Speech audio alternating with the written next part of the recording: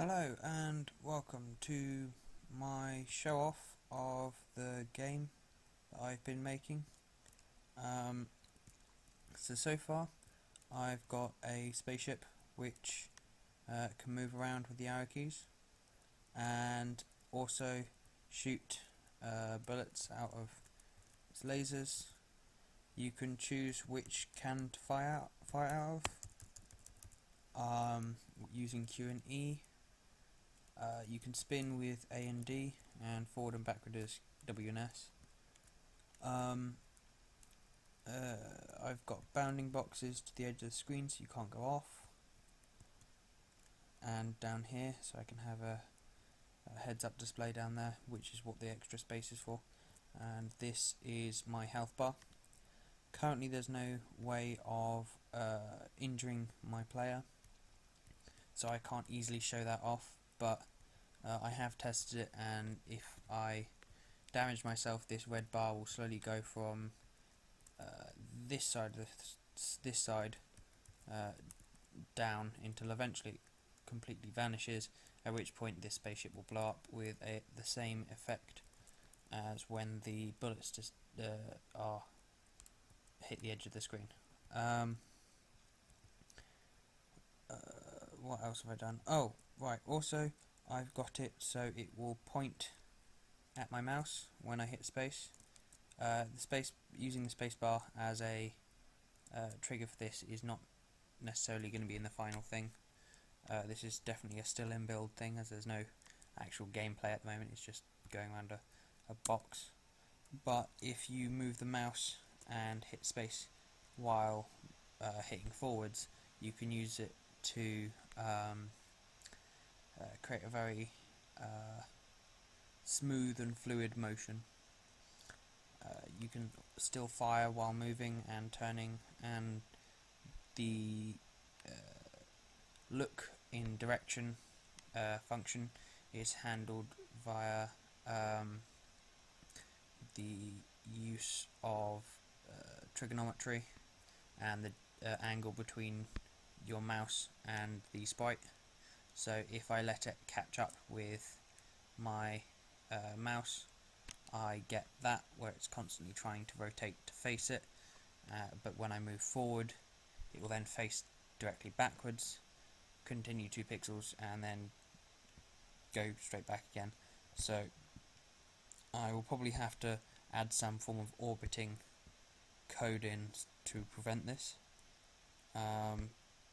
or keep it as a feature, I suppose. On the left here, I've got a list of or a output to show all the different sprites and their IDs. As you may notice that 5 appears more than once here, and so do all the other numbers. This is because I have a ID reusing system, so that then when a sprite is created, like me firing my gun here, it will create my sprite bullet and my sprite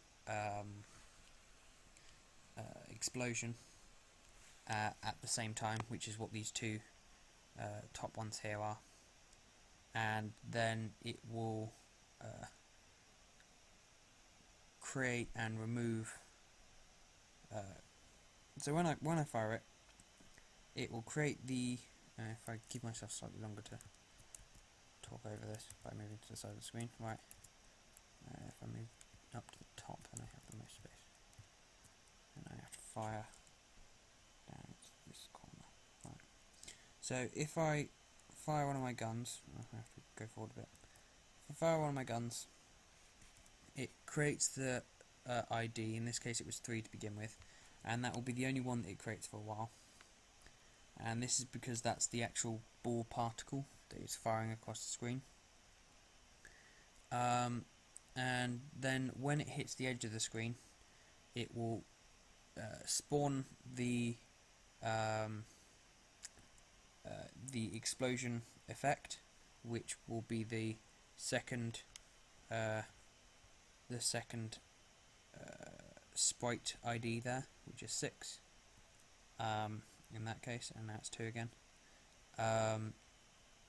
And it will remove the first one, so in this case it was 5, because as the bullet has come into contact with something, it's no longer needed, so it's deleted, and it then removes the explosion particle after the animation is finished, which is why we're getting this standard pattern of creating and removing sprites.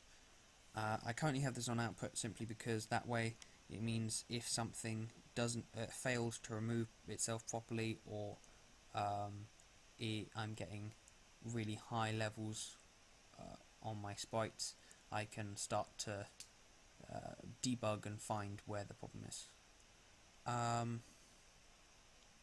So yes, as I said earlier, I have a system where when a sprite ID, or when a sprite is deleted, its ID being unique can be used again.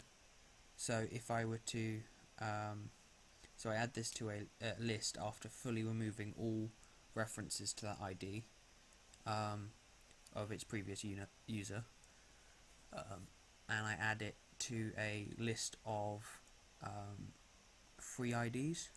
So when assigning an ID, before I create a new one, I will first check the free ID list to see whether it has any entries, and if it does, I'll use one of those instead of creating a new one. This will help prevent my ID list from getting, my ID range from getting really high, which I'm hoping will help with usability later on. Cool, that is pretty much all I've got to show for now. Thanks.